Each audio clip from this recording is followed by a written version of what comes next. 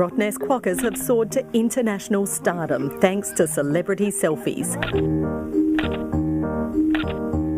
But away from the island, little's been known about their shy mainland cousins until now. They're a lot less visible and people really don't know they exist on the mainland. WWF Australia is using secret cameras to observe quokkas in our southwest forests.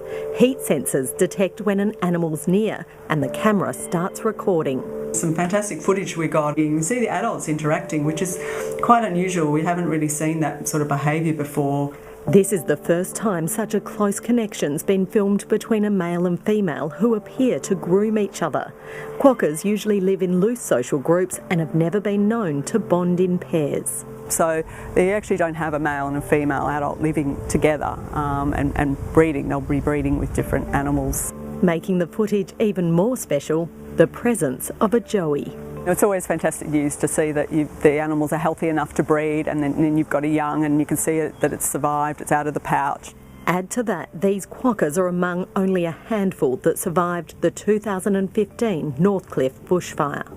The fire zone doubled overnight. It now stretches 196 kilometres. Might it be because they were the only animals surviving in this area, and maybe that just means there's more interaction between those adults than perhaps, or maybe we've just never captured that behaviour before. The intense wildfire is what prompted the research. Almost 100,000 hectares known as a mainland quokka stronghold was destroyed. The smoke even visible from space satellites.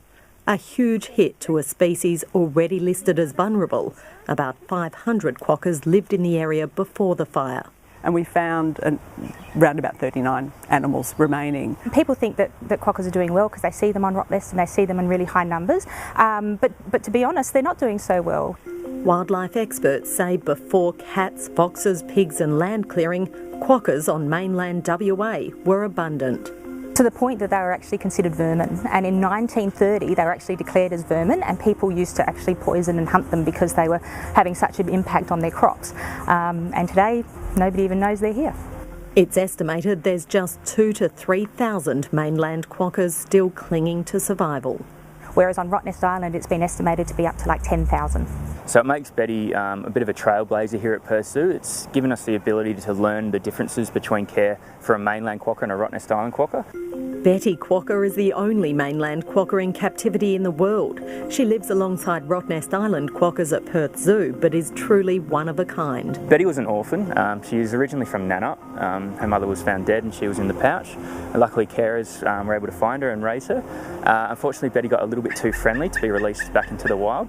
Betty could one day play a key role in the preservation of her species if studies show mainland quokkas need a breeding program to help boost their numbers. She could be the founding member of the breeding program, and it could be very important, produce a number of joeys for the release program, but yeah, we'll have to wait and see. Those involved in the camera tracking program hope it doesn't come to that. Their research already proving invaluable in planning to conserve mainland quokkas. Really important to help us inform how to better manage the population, especially in relation to fire, but also in relation to other threats like feral cats and foxes that can actually be more abundant after fire when the quokkas are more vulnerable.